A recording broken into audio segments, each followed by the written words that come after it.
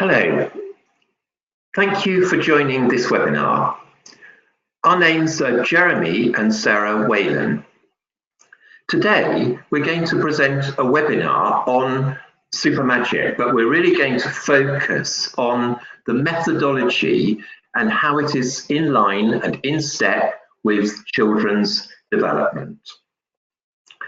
So, we'll give you time to look at each slide before we talk about it. And we can answer any questions at the end. If you use the chat facility, we can try and answer your questions. Thank you. So just first of all, some information about Supermagic. It's a 6-level course for young learners in American English. We are not the authors of this course, but we think it's very important to recognise the work that the authors of the material have done in preparing this course. So we have listed them here.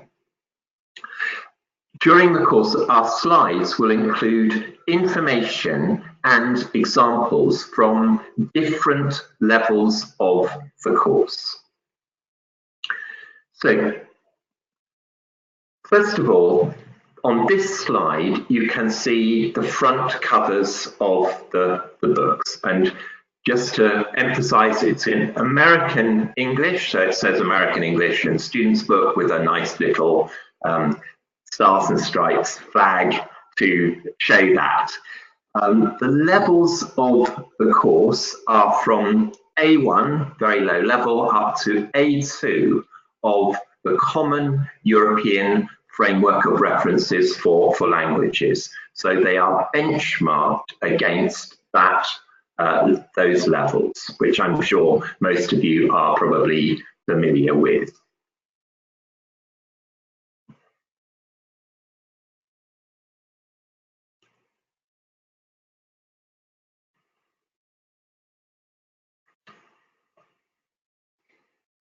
We thought we'd start by highlighting the differences between British and American English, which you will see in the course. For example, there are spelling differences. Colour, favourite, recognise are examples of these. And there are some differences in grammar, but perhaps not that many. For example, when we're talking about possession, in American English, people usually say, "Do you have a pen?" rather than "Have you got a pen?" Both are grammatically correct and widely used. In the case of the present perfect, it is correct in American English to say, "Did you finish your homework yet?" So using the past simple to actually show the concept of "Have you finished your homework yet?" which we would say in British English. In the case of vocabulary, there are distinct differences, such as ice lolly, that we would say in British English, and popsicle, sweets, candy, biscuits and cookies, crisps and chips, and maths and math. We usually understand each other, and these differences rarely impede communication.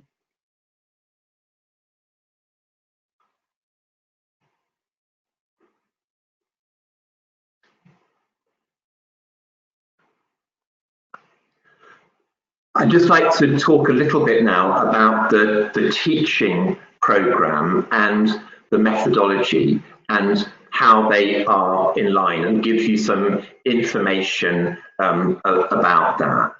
So the teaching program is based on 4 macro areas which reflect a child's cognitive development, and we'll have a look at this in a bit more detail on another slide. So we start off with the child's perception of self. I am, who I am, my name, and so on. Then there is this concept of ownership. We think of things that I have, that we possess, and how we express those areas. Then to go on at a more advanced level to the expression of opinion, starting off with something very straightforward, such as I like, I don't like. And then finally on to expressions of ability, I can. So the teaching program in the 6 levels covers these 4 macro areas. But I think it's important to point out that they are taught differently depending on the stage of the child's development.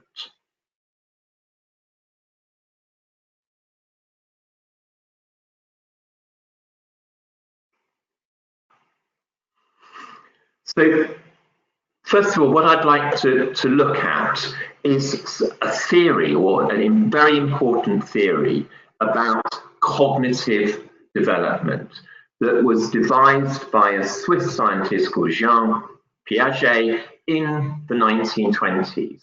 And although his work was a long time ago, many of his ideas are still very relevant today and are used as the basis of looking at how children develop.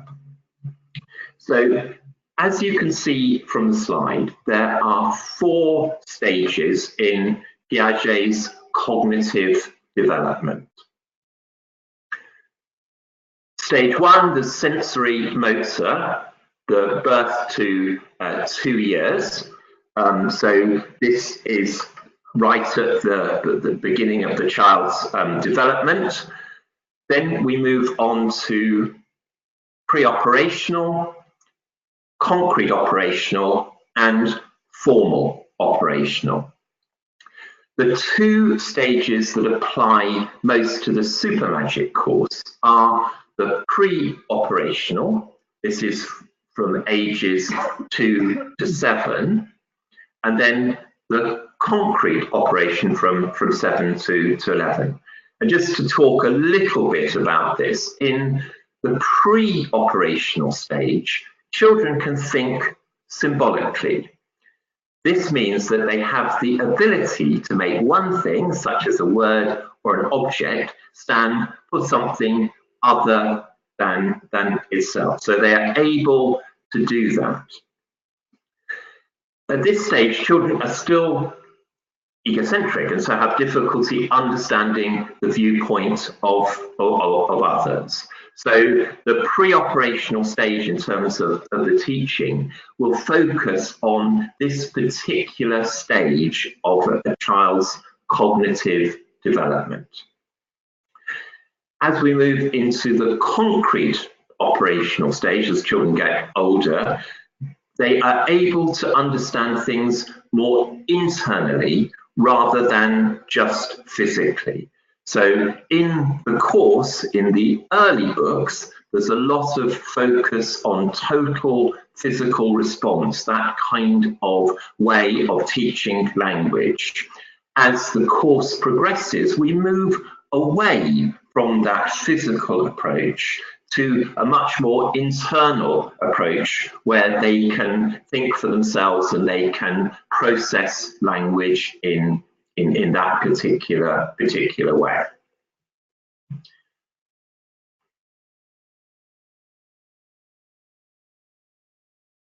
Mm-hmm.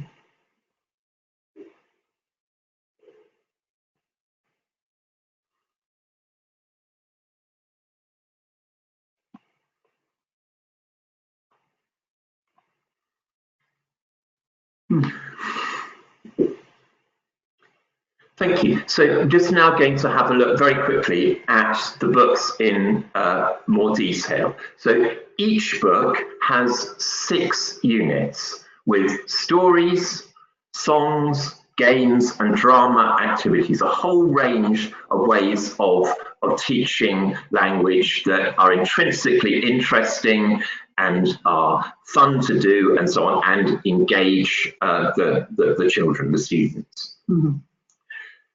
Books 2 to 6 always start with a review unit. Again, this is very much in line with the methodology that children like to have review, consolidation of the language that they have learned, so that they feel very comfortable with what they have learned before they move forward. So, as I said, that in this course, the methodology is very much in step with the children's cognitive, psychological, and affective development, how they feel, how they think, how they behave. And it very much reflects that in the kinds of activities that they do during the course, and the level of language that is introduced and the way in which it is introduced.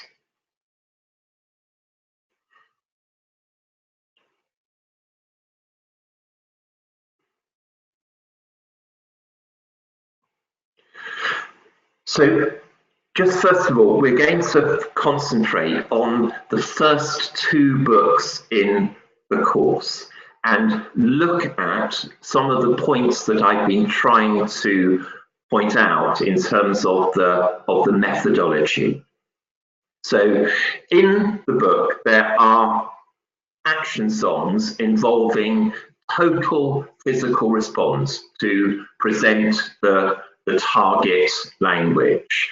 So I don't know if you think about the way that sometimes when you teach children things like, for example, parts of the body, when we have total physical response, we ask them to touch their nose, touch their face, and so on, so that they have that physical response. And when we ask them about a place, we can say to go to that place, and they physically do that. As they get older, they're more reluctant to do those kinds of activities. Then there are games that recycle words, and at this level, short expressions to practice and fix what has been presented, so that they can see the language as chunks of language that they can then practice, and then they feel confident when they are using it. Then there are other special sections on festivals and the CLIL approach, the content and language integrated learning activities. Now, these are based on some of the subjects that they are familiar with because they have been taught it at school and so on. And so they are having language introduced through subject areas, through disciplines that they themselves are familiar with. Then there is the fun play section where the whole class act out a story. And from a methodological point of view, we often think of fun as a way of engaging the students, but here it's done in a very positive way. It's not just fun for the sake of it, but it is an enjoyable activity that has a very focused idea of what should be achieved, where the language that has been presented and introduced can then be acted out and used in a way in which the children feel confident and familiar with.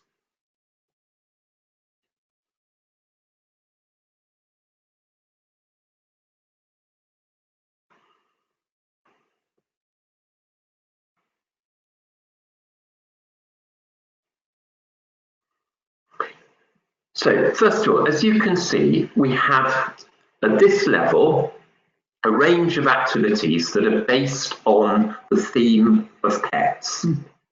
So children can carry out a number of actions. They can listen, they can sing, they can mime. So there are physical activities involved in the way in which the language is introduced.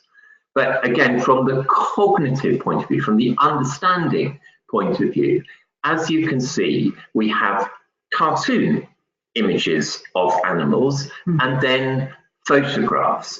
And if you think about it, if you look at the pictures of, for example, of the cats and the dogs, it's quite interesting that children are able to recognise what a dog is, even though dogs and also cats come in all shapes and sizes with different lengths of ears and hairs and so on. They're still able to identify that, but we have to take that into account in our teaching approach. So they have here the things, as I say, with I'm to recognize who I am. I'm a cat, I'm a rabbit, and so on, and lots of activities associated with that sense of identity. Then on the next page, another activity which sometimes people think, why are we doing this kind of activity? To ask children to listen and colour. And we've had experience where parents will say to us, why are my children just colouring? That's not really learning anything at all. But of course, that activity teaches colour, it reinforces language, it provides a whole range of actions, not just picking up a crayon and using it. But it's important to put that into the context of what they are actually learning during the course. So here at this very low level for Super Magic 1, we have a topic that they feel comfortable with, activities that reflect their cognitive development, and then some other activities that take them into the real world in terms of photographs of the animals. So even though when you look at the page you think there's not very much there, in terms of teaching there are a whole range of different activities that can be done.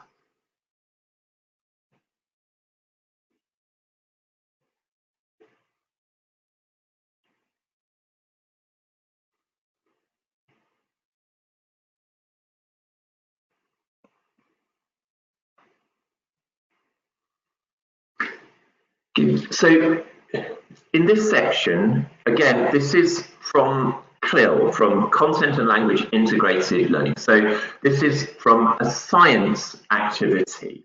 And again, if you just have a look at the page, you can see that there are a whole range of different activities that they do at this level. So we've got things like here with ability, what we can do with different parts of the body. So and different senses as well. So with my eyes, I can see, and so here the teaching is physical, but also involves chunks of language that enable children to understand the concepts. But when you look again at the page, there are some quite complex things that are going on in terms of children's conceptual understanding of what they can and can't do, and to try and get that across. For example, to be able to touch a rainbow is quite something that they may find conceptually difficult when they see the rainbow, but they can't touch it. But I can touch my sweater and so on. Then these are some of the ways that children will appreciate this concept of what they can and can't do.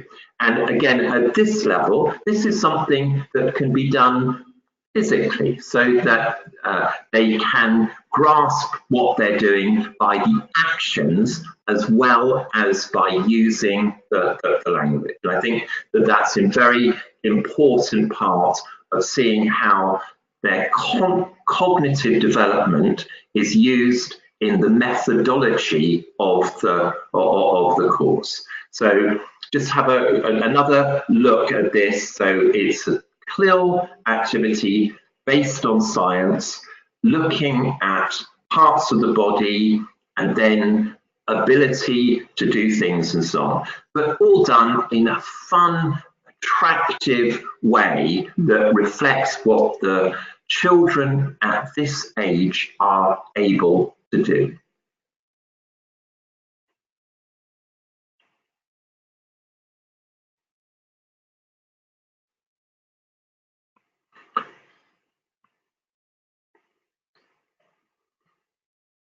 Okay, so from this was very much the looking at books 1 and 2. Now we're moving on to books 3 to 6, which reflect a different cognitive stage in the child's development. And the books very much reflect this change, this gradual increase.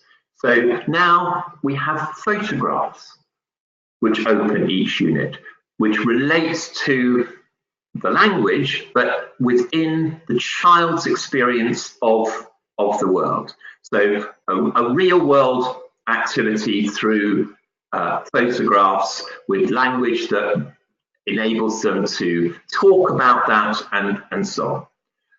As well as that, there are cartoons, stories and games that activate the language that has been introduced. So again, very good activities to help them to practice and use the language at their level and within a context, so they will be able to remember it.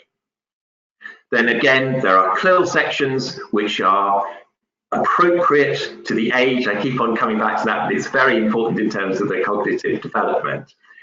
So they have materials and vocabulary in subjects that they are already familiar with because they have been taught it in their normal lessons in school. And so they feel comfortable and confident when they are asked to use that language. And then finally, this English-speaking world section where this expands the language learning into development of wider educational competencies. And what we hope to do in the next few slides is to show examples of all of these from the course and how this reflects this gradual increase in complexity of the content and language, which is coordinated with the child's cognitive development. I think that's very much the key to what we are talking about.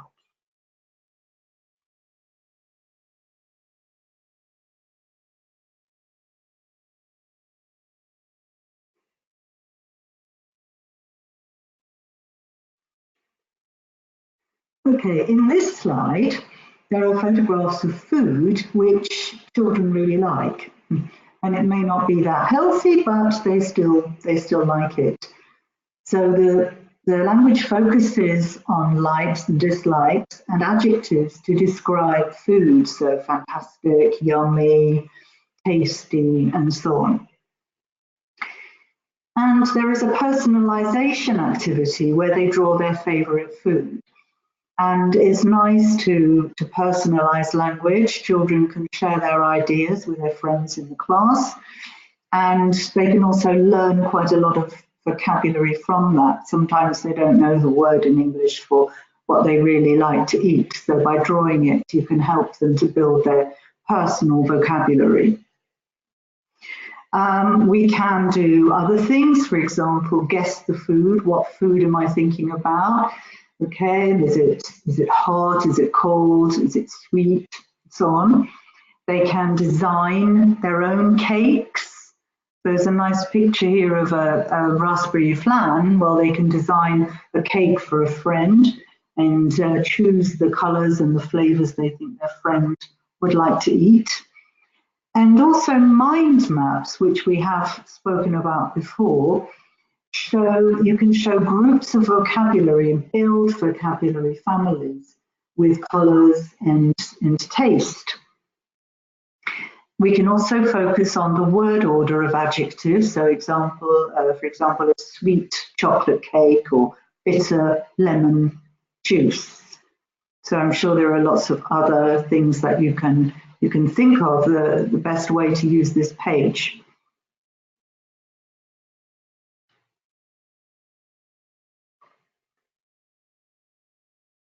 Okay.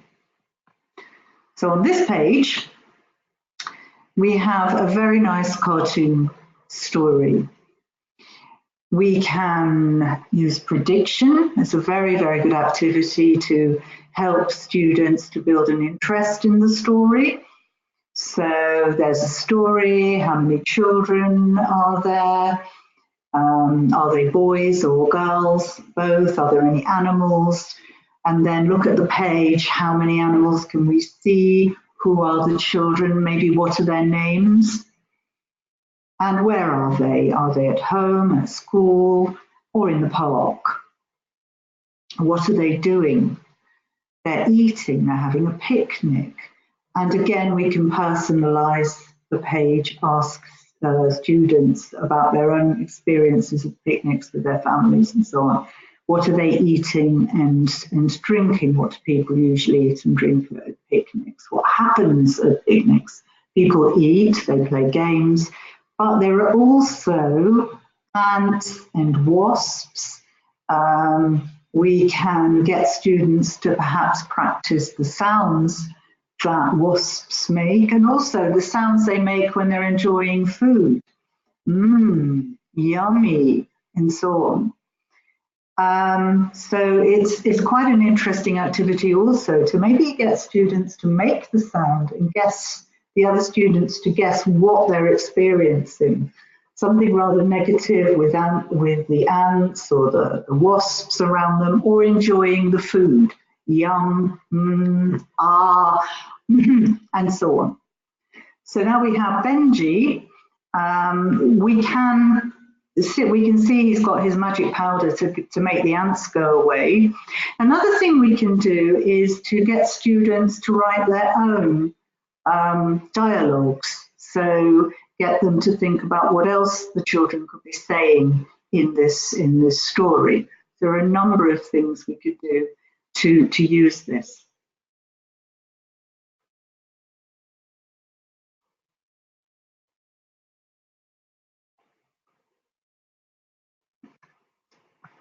Okay, so this slide shows some really nice follow-up activities, and children here have to listen and identify which tray. And before we do this, obviously we're going to go through all the vocabulary on the trays, maybe get students to hide the words and see what they can remember from previous units, from previous lessons. And then to listen and identify who likes what, whose tray each one belongs to.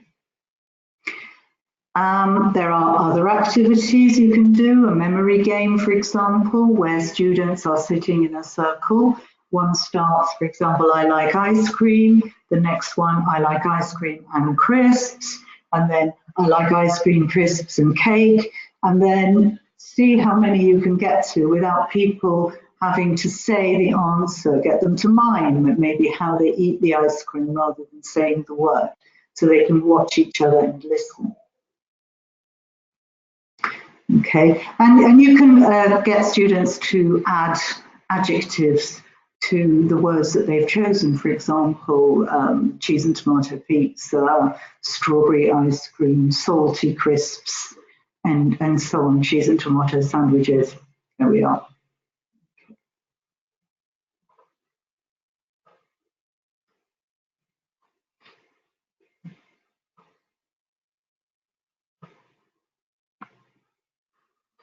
So this slide is taken from Super Magic 4, and it shows how language is integrated into a science subject with a variety of activities. And obviously the equipment here is probably pretty familiar to students. Just bear in mind the way time flies with equipment, and there may be equipment in their classrooms which is different, slightly newer, perhaps even older in some cases. But again, students will recognise probably what things are.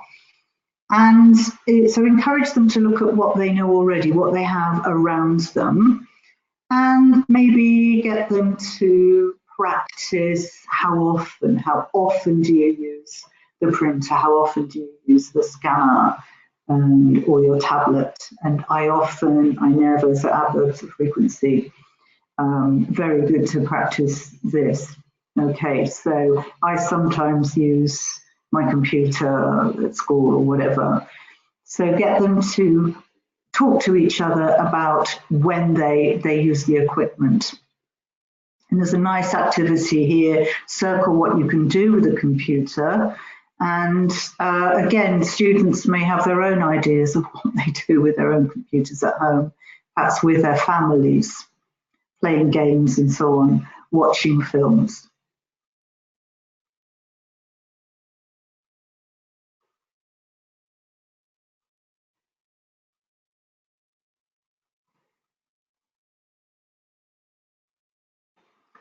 Okay, thank you. So as you can see, we're just looking at the kind of the progression of the books, and the slide that Sarah talked about came from Super Magic 4, and now we're just going to have a look at some of the materials and the structure of the units in Super Magic 5. And here we've got, again, a range of activities with a story to introduce the structures and the lexis. So now we're moving away from these kind of physical activities to more introduction of grammar and vocabulary being presented as language. But to reinforce that language, there are also a range of very nice games and activities that show what the students themselves can do with the language. So it personalizes what they can do and helps to reinforce the words and the grammar that they have been introduced to in the stories. So we move on also to the CLIL topics, and as I've said before, these will be familiar to students. They reflect their interests, they look at vocabulary that they are likely to know in their own languages, but this helps them to develop their language skills as well, so that the content and the language are integrated in helping them to understand and to develop. Festivals are important because I think that for children, they reflect the way that the year develops and pans out, and it helps them to kind of measure how the year progresses. So it's important to focus on these kinds of festivals. It also helps to introduce a whole range of different vocabulary, language, and so on. And we're going to be looking at a slide a bit later on from a typical American festival, Thanksgiving. Then the Magic Lab, I think this here we've got arts and craft activities, again, where the students do practical activities, but they're not doing them just for the sake of cutting up paper and making things, but they also help to develop the language and the vocabulary that they have studied. So again, this is very much in line with their cognitive development, with the way that they respond to things and how they actually learn and understand. And then other things with song to help to reinforce language, and also perhaps for pronunciation, intonation, and so on. A whole range of things that can be done through song and also through drama. so that the students build their confidence as just doing different activities. When they feel confident, then they are much more willing to use language and to be able to do a range of different activities. So I hope you can see from the structure, this is just from each of the units in Supermagic 5, how different the activities are, but how integrated they are in helping the child to develop language skills in line with their cognitive development that is happening at the same time.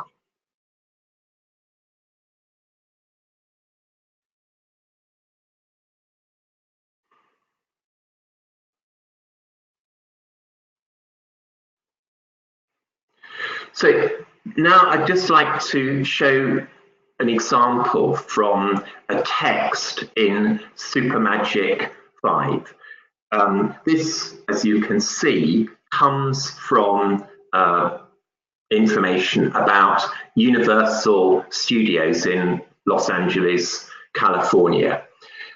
Again, we're not just going to expect the students to know immediately about Universal's studios, but they will have some familiarity with the experience of visiting a place like that, not necessarily that place, but a place like it. And so one of the first activities that perhaps could be done is to ask them to look at the photographs of going on a visit to Universal Studios, and then to say, how do you feel about being in that situation? So it doesn't have to be, as I say, Universal Studios, but when you first arrive at an exciting place, how do you feel? What do you want to happen? What do you want to see? And so on.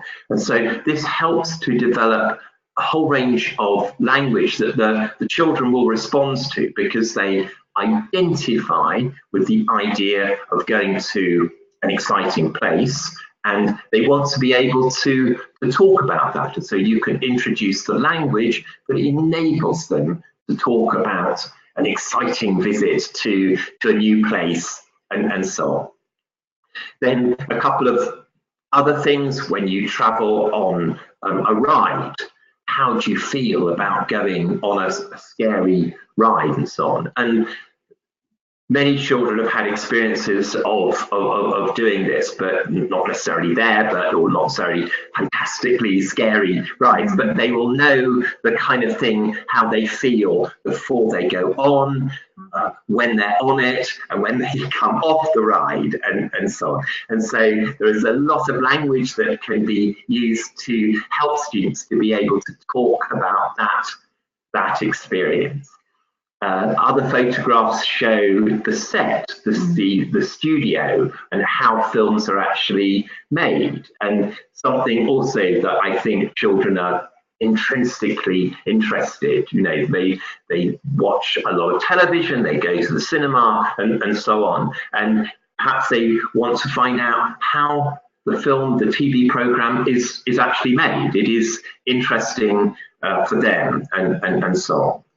So we've got these range of activities from the photographs, and then the text, which is both to listen to the text and then to read it, so that they can hear it first and then read it, so that they become very familiar with it. And so again, if you just look at the text, it's not very long, but it contains a huge amount of language that can be developed, and so on. So describing where someone is, where the place is, what it is, the largest movie studio, who goes there, what you can do there, how long it takes to visit, and so on, what places you can see. And so we've got New York, Old Mexico, the Wild West. So a lot of things, perhaps, you know, students are perhaps less familiar these days with the Wild West, which was something with cowboy films was more common a few years ago, but at the same time will be something that they can talk about. then to go on to different types of material. And again, what, the feel material, the foam, the rubber, and the fiberglass, and the fact that it looks real. And then finally, the highlights of the visit, to think about seeing a shark, and then sort of adjectives that we use to talk about exciting events: amazing car crash, collapsing bridge, what happens during an earthquake, and then to describe King Kong, and then finally, and much, much more. So to lead the child on to think about other experiences that they might have, and so on. So as you can see, it's not a lot of text, not many pictures, but it can be exploited in a number of different ways that will reflect how children at this age feel and their own experiences.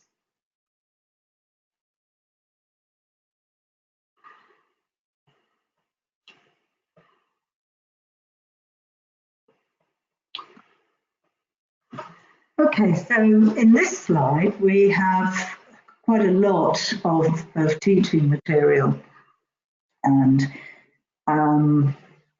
including obviously the text and so on and the listening. But what I'd like to focus on here is the pronunciation. And I think as teachers, we like to incorporate the teaching of pronunciation in all our lessons. We spot teach when students perhaps use come up with the wrong pronunciation of a word, and we also help them to find the correct word stress and intonation in words. And those sort of activities are incorporated very often in what we're doing in every lesson. Here we have some nice sound minimal pairs: Tim, team, this, these, and so on, which obviously we need to draw students' attention to. And we can also look at the stress patterns on words. So get students perhaps to look at words which have the same stress pattern. So, for example, in this text, we've chosen fascinating, dinosaur, waterfall, flickering, all with the same stress pattern.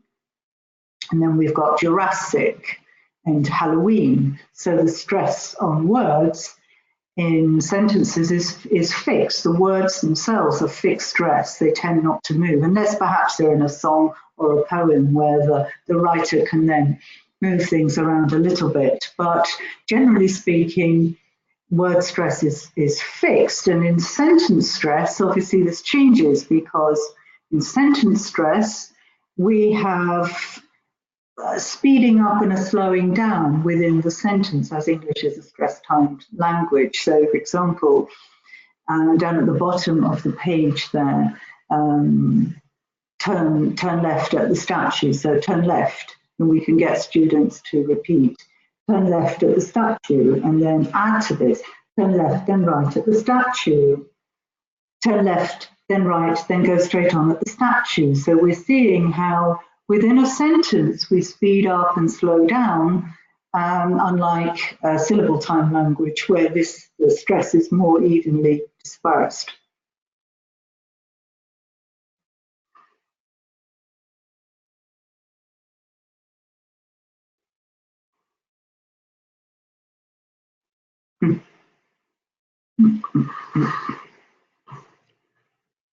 Thank you. So on this slide, this is now from Super Magic 6.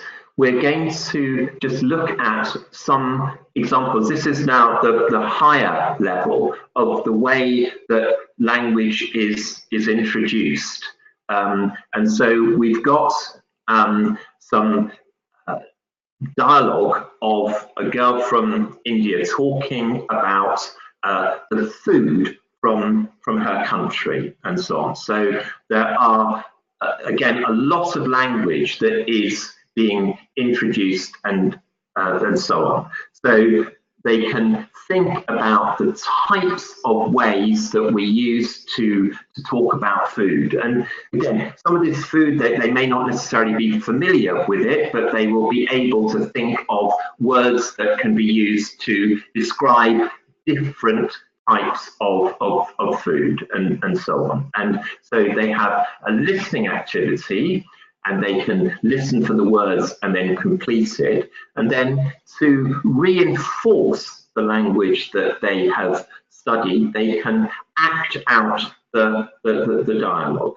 And again, this can then be extended with other activities where they prepare a dialogue to talk about food perhaps that they are familiar with, and what they want to cook and what they want to eat.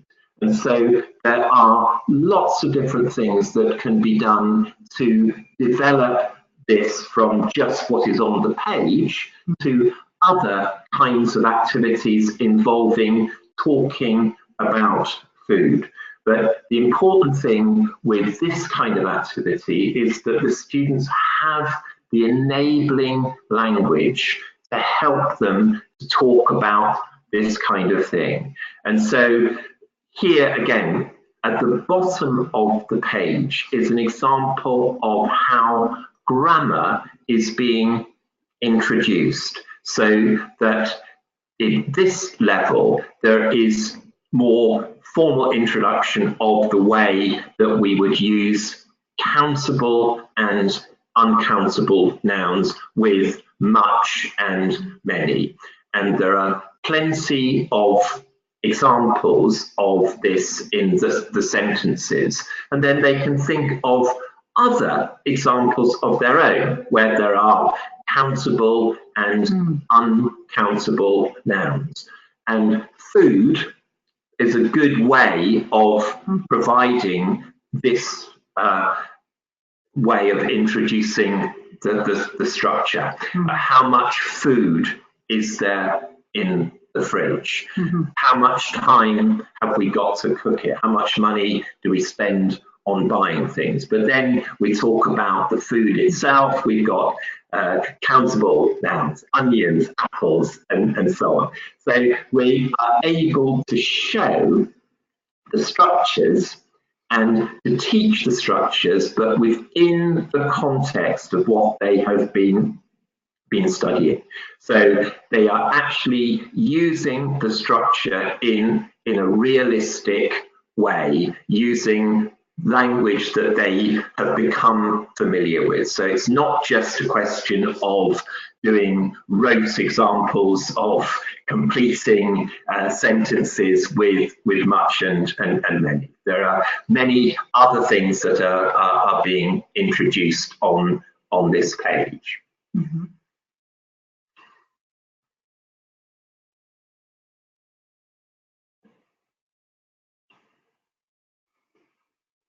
Thank you. Sorry, I'll just go back here. As I said, that one of the things in the Super Magic series is that there are many activities to do with different festivals, and you may think, why to focus on festivals? Many different reasons. They are familiar to children, they're something that is intrinsically exciting for them, they remember them, and so on. But they also help to introduce a whole range of language that children can then use because they are familiar with the concept of talking about a festival, because they want to talk about it. So here we've got Thanksgiving Day in the USA. Many children using this book have probably never been to the USA, don't necessarily know very much about Thanksgiving, but they are familiar with the concept of a festival. And then they may want to find out, what is Thanksgiving Day? When is it? Why do people celebrate it? How do they celebrate? What do they eat, and so on. So again, on this page, you can see a very nice, you have the photographs and the text combined, so that there are lots of different activities that they can do. And even if they have never actually experienced the Macy's parade themselves, they will know something about watching parades, watching people going past and so on. Then statues they will probably be familiar with and what the statue represents and so on. And they may also have studied in history lessons about how people came to the United States and the relationship between the indigenous population in the States and the people who arrived from other countries. And again, with food, with festivals, there are many foods that we associate with different types of festival. And so here, the sorts of things that people eat on Thanksgiving Day and the kinds of food that they eat, and there are pictures to indicate that. But again, you can extend this activity to talk about the kinds of food that they eat at festivals that they are familiar with. And then there's another activity, perhaps you can have examples of these kinds of food to show what pumpkin pie actually tastes like, and things like that. So that there are many different activities that can be done to talk about Thanksgiving. I think one of the important things is not just about Thanksgiving itself. It's not just about learning about Thanksgiving and so on, but it's placing it within a context that students are familiar with themselves, and then that enables them to talk about other festivals, other activities, and so on that they know about. So I hope that we've shown some examples of the course and so on, which enables you to see how the vocabulary, the structures, and so on in the language are introduced within the cognitive development stages of the students, and the kinds of activities that can be done. Some are very nicely done in the book, but there are others that you may want to develop yourself to think about with your own students, which will reflect their interests and so on, which will help them to learn the language. So just finally, what we're going to do is just to give a summary of the methodology, and then I'll try and have a little bit of time to see if we can answer some of the questions that you may have had about what we have been talking about. So first of all, if you just have a look at the summary of the methodology, and then we will talk a little bit more about that in a minute.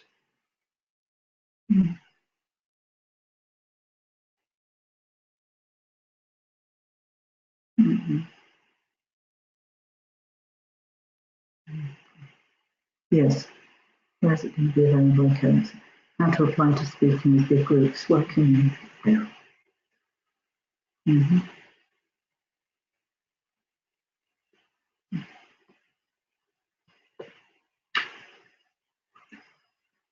Okay, so I just very briefly, if I could, just to go through the summary of the methodology, and just to say that all the disciplines are interlinked. I think I've said that before, and that this approach is the presentation of structure and lexis at the level of the students in terms of their language ability and their cognitive development, the way in which the language is introduced.